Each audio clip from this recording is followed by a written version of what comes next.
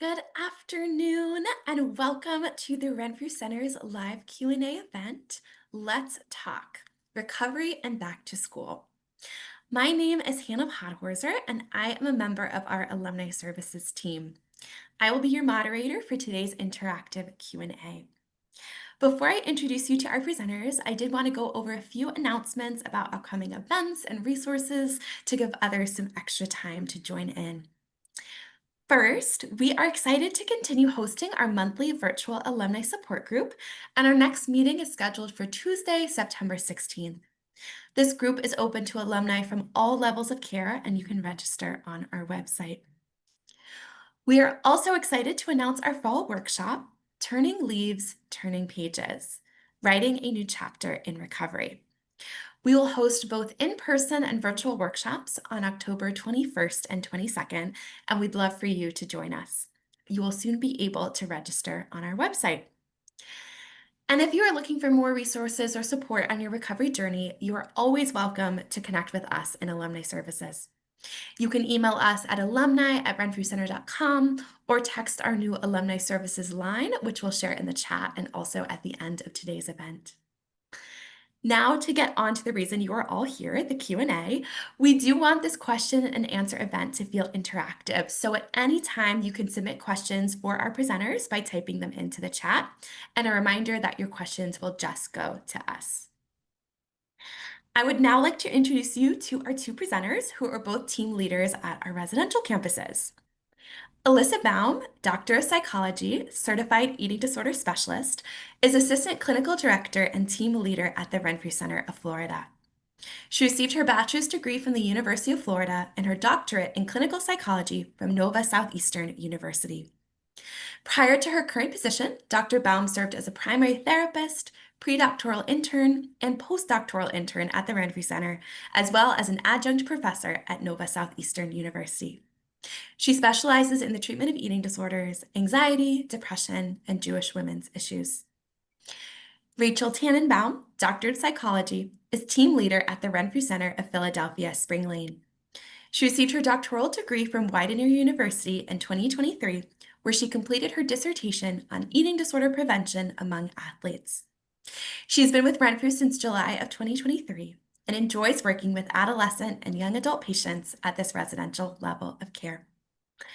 We are so grateful to have both Dr. Baum and Dr. Tannenbaum, and I love the overlap of these last names, with us to chat today on this timely topic. So with that, before I give the Zoom over to you, Alissa and Rachel, I'm going to start off with our first question, which hits at something that comes up a lot, integrating meals and meal planning into the school schedule. So the first question from our community is, how am I supposed to eat regular meals and snacks when my schedule is so packed, especially when I have back-to-back classes for a large chunk of the day? How do I keep up with my meal plan when my schedule is all over the place? Yeah, so I would love to answer this one. So this is a really good question because, there can be a lot going on with school, whether you're in high school or college. It can feel like you don't even have a moment, like you're going from class to class or activity to activity. It makes sense that that can bring up anxiety, like how am I supposed to make sure to follow my meal plan and stay on track? So definitely remember that recovery, it's not going to be perfect. There may be times when you're struggling to let me find where I can get the snack or trying to get it all in, but the biggest thing is to be consistent. So, trying every day to make sure that you're following what you need to. I would definitely recommend, meeting with your dietitian. If you have one, can be a really great resource to plan out, like map out what a day looks like, what your school schedule looks like, and really see like, okay, like when can I, what would make sense to have my meals and snacks, when, where, are there any like easily accessible or portable snacks that you can find, meals that can be prepared pretty easily or pretty quickly. So definitely talking with your dietitian, I think, is really, really helpful for this. Um, if you have a friend or friends you feel comfortable talking to using as support, like sharing this with them and using them as support. You can always have maybe a buddy to eat snacks with and make sure like they can help keep you accountable. Like, oh, I always have my snack in this class, and my friend has a snack with me, you know. But just remember again, you know, no one's perfect, so there might be a day where you have a slip, but just be honest about it with your team, you know, be honest with your support system, family, friends, you know, admitting when you're struggling can really help take away the eating disorder's power and also help you get back on track. So, yeah, my biggest suggestions would be definitely to map things out with your dietitian and then also loop in your supports as much as they can help you. Thank you so much, Rachel. Those are some great tips and kind of brings us in some ways to our next question, because that first question is a lot about like how to fit in the meals and snacks when it's such a busy schedule. And I wanted to bring up another thing that can be really tough to fit into the schedule when we're in school. And that is self-care, which can just kind of feel like another one of those buzzwords like that, those things that we're supposed to do. So your next question from our community is, how am I actually supposed to fit in self-care? Yeah, yeah, it's really become a buzzword, that's for sure. And sometimes it's like, well, what does that even mean for me? You know, sometimes it's like marketed to us as like these complicated like skincare routines, or oh, you just need to find time to like have a bubble bath or do something like that. And really, that can be self-care for some people, but that's not really necessarily what it looks like. You know, it can be really small in practice. It doesn't have to be something that takes a lot of time or involves a lot of different products or things like that. And kind of what can help in the moment is thinking, you know, instead of what should I do right now, what do I need to do right now in this moment? Like kind of listening to ourselves and thinking, you know, if you're in that hectic kind of busy day, taking a moment to kind of center and be like, what do I need right now to help me get through the day? Because you know being in school is kind of like a marathon. Like it's not just that day. You need to make sure that you can sustain your energy and focus for like all the days. So that's where self-care is really important, of figuring out like what helps me recharge and also helps my recovery and helps me ground, you know. So for example, it could be something small like taking a deep breath or stretching, like finding ways to work in grounding skills during the day. Maybe reaching out to a friend, texting with a group chat that feels really supportive. Maybe being able to say no to something that someone's asking of you that could be really draining, or like it can be hard to say no when we want to like help somebody or we don't want to hurt their feelings, but really making sure that we're not overextending ourselves, and being able to say no to activities. And sometimes people, what helps is repeating affirmations or finding a goal for the day. But really, it's up to every person to kind of figure out for you what self-care looks like. So even sometimes if your day is packed with school, you can kind of integrate it into things you already do. Like if you have to walk to class or you have a drive, maybe you could listen to a certain podcast that really helps you, or music that feels really comforting or uplifting. So there's ways to work it in where it doesn't have to necessarily take a whole lot of time.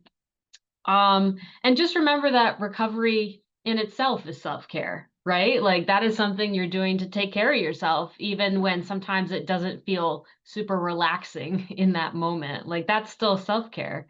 So definitely remember to give yourself credit for everything you're already doing and showing up for. And yeah, just find what works for you and try to integrate that as much as you can.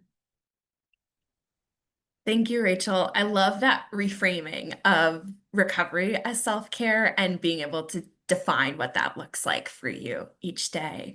That was great. Thank you. And I want to sort of shift gears to thinking, we've been thinking about kind of like what the schedule is like once we're back in school, but also thinking like we've been on summer break and going back to school can also bring up a lot of feelings. And so one of our questions from our community is, I'm really nervous to go back to school because no one knows I was in treatment. What do I even say? And what do I say if someone comments about my appearance or says something about how I look?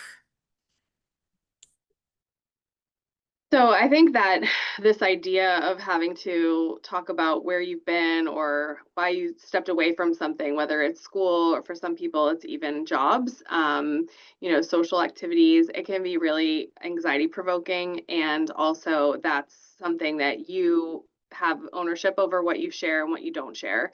And to say, I took some time for myself, which, going back to self-care, like also fits into that idea that we have to do things for ourselves no matter what other people impose upon us or what is expected of us.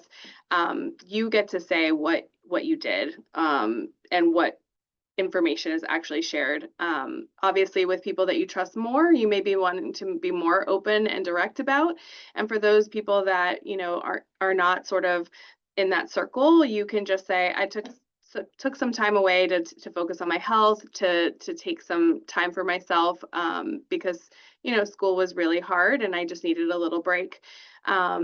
It's really up to you, and something that you can talk about with your therapist ahead of returning to school, or even when you get back to school if you're trying to kind of like deal with those challenges as they come, doing some role plays and kind of talking through what realistically you feel comfortable to talk about, what feels natural and doesn't feel like you're sort of putting on a show. And as I mentioned before, like you're not obligated to share anything with anybody that makes you uncomfortable. And this is about also how we talk about setting boundaries and being able to say, I don't really feel like that's something I'm comfortable to share right now, or um, I'm not really wanting to talk about that with that person, but with that person, I feel a little bit more comfortable talking about it with them. So there's really no right or wrong way to answer that question. It's really based on, again, what kind of feels best for you and what with your own place in your recovery journey, what you feel comfortable to share. I love that advice, Alyssa. Thank you. Sort of like defining that narrative for yourself. I love the idea of role playing and maybe practicing what some of those conversations might look like once you are back to school. So our next question gets into back to sort of balancing recovery with the demands of school and social life. And so this question is, I really care about my recovery, but I'm afraid it's going to take over my life. I still want to do the things that make me feel normal, like clubs, sports, being with friends. How do I balance that all? Mm. Don't we all want to find that balance? Work-life balance is a challenge, again, whether you're in school or having a job. And recovery is something that doesn't replace your life. It's really there to support you and help your life become bigger, because when you're, really struggling with your eating disorder, your world becomes so small. So thinking about this as how do the things that you enjoy build your life and make it bigger. And connection is so important, as we know, in the recovery process. And so looking at this as a way of connection seeking. So if there are things that you really enjoy, especially those things that may have kind of been on the back burner when you were in your eating disorder and couldn't sort of fit in all those other things because the eating disorder was taking up so much of your time, really finding a way to focus on a couple of things that maybe really bring you joy and build you up. It doesn't have to be so black and white that like you do everything for your personal life and nothing for recovery, or everything for recovery and nothing for joy and things that bring you happiness and create connection. It's really about being intentional about how much time and energy you're spending on any one thing. And for anyone, it's not sustainable to throw your whole life into one thing or another, as I mentioned before. So it may be about what in this moment feels the best. Maybe it's doing a sport one session or one semester and then doing something social another semester. So there's a nice balance, and it helps you kind of, you know, get the best of all the worlds that college and high school and, graduate school have to offer. Um, this is also something that can take different forms over different times. So you don't have to sort of focus on one thing and that's it forever. You can dabble in different things as your recovery evolves. You might find that you are becoming a bit more attuned to things like music or creative things versus sports or just leisure. So it doesn't have to be forever choices that you're making when you're trying to balance recovery and a life outside of the eating disorder. That's a great point, Alissa. And I think it also connects to one of the questions that we got in the chat just now, which is thinking about, being in school, having that responsibility academically, maybe work as well, and that there may be some resentment of like, I'm having to do all of this in addition on top of this like massive workload of recovery as well. And I'm curious if either of you have any suggestions for maybe dealing with some of those feelings of resentment and maybe even thinking about emotions. I'm thinking about our unified treatment model too, about how you might help someone working through some of those feelings. Mhm. I think that this is a good example of how sometimes we feel emotions that are opposite at the same time and can be honoring of that. Like, it's okay to feel frustrated that, you might have to spend a little bit of extra time thinking through, your choices of where you're going to go to eat, or like we talked about before, how you're going to fit everything into your schedule, because this is a part of your self-care routine. And also, wanting to be a normal person, like a normal teenager or normal young adult, whatever it is. So feeling frustrated is okay, and just not letting yourself kind of get wrapped up in that frustration and to turn it into resentment, because I think that those are where those primary and secondary emotions can kind of come in. And just giving yourself a break, that sometimes we all have those emotions of frustration and feeling resentful of like obligations that we have. And, if we can also tie in those self-care activities to give us a break, maybe more intentionally in those moments where we're feeling really frustrated and resentful, it can kind of ground us and reorient us to, our priorities.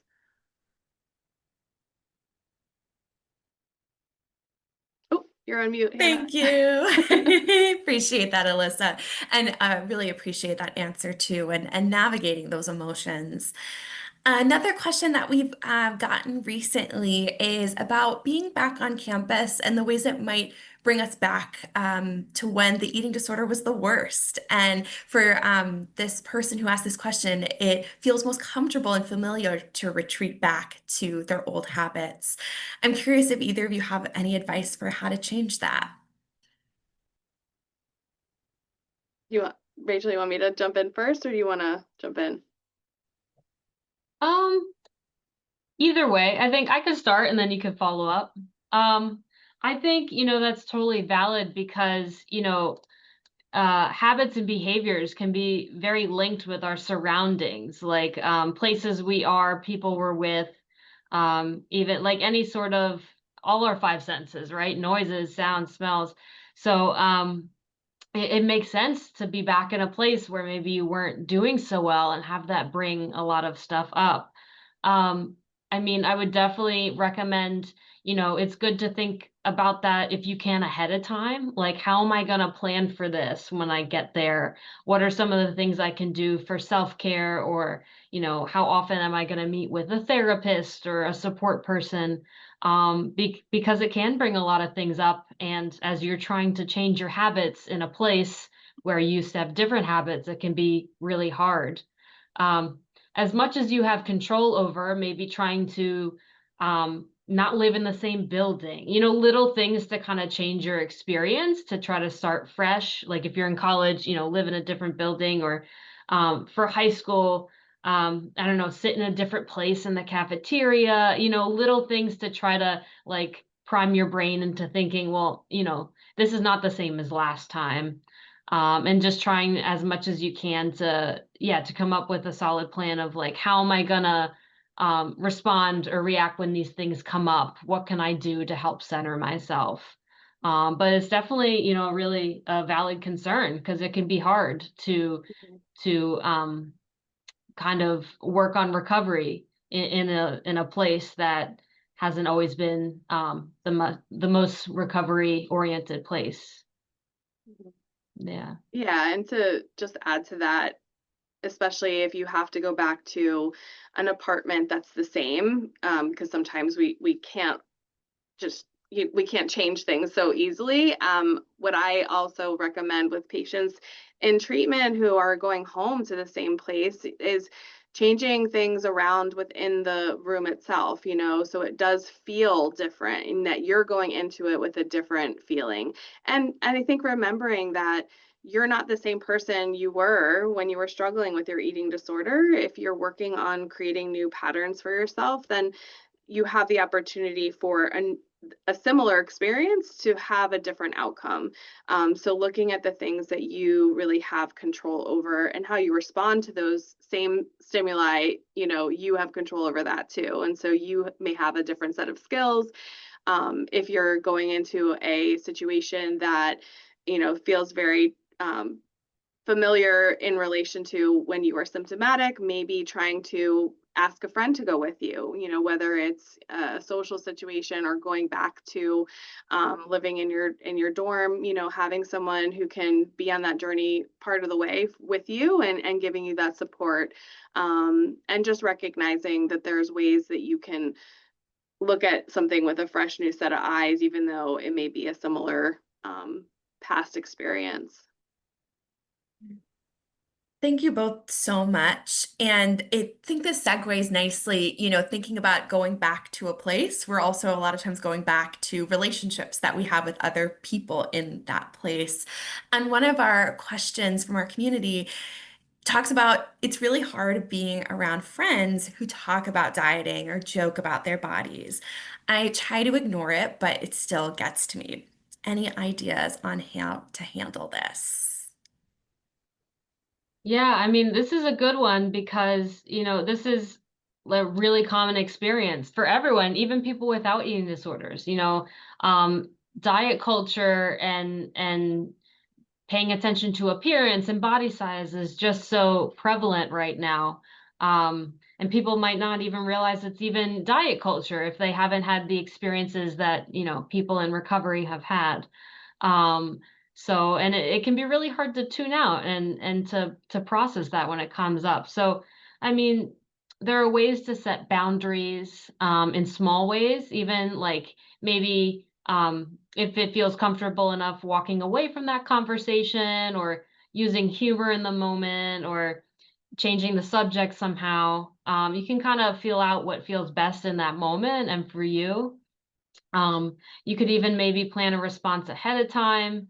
Like maybe I've noticed these kinds of conversations are hard for me. Like, can we talk about something else? Or I'm trying to focus less on appearance and kind of trying to segue into something else. And setting these boundaries are really, show the growth that you've had in like thinking about these things and how society functions and just having more awareness about the harmful effects of diet culture. And it doesn't mean you're weak or you can't handle it. It means you have this greater awareness of how it really negatively can impact people. Um, and I would say when these experiences come up, it might be helpful to like write down any thoughts or feelings afterwards, or process in a journal or with your therapist.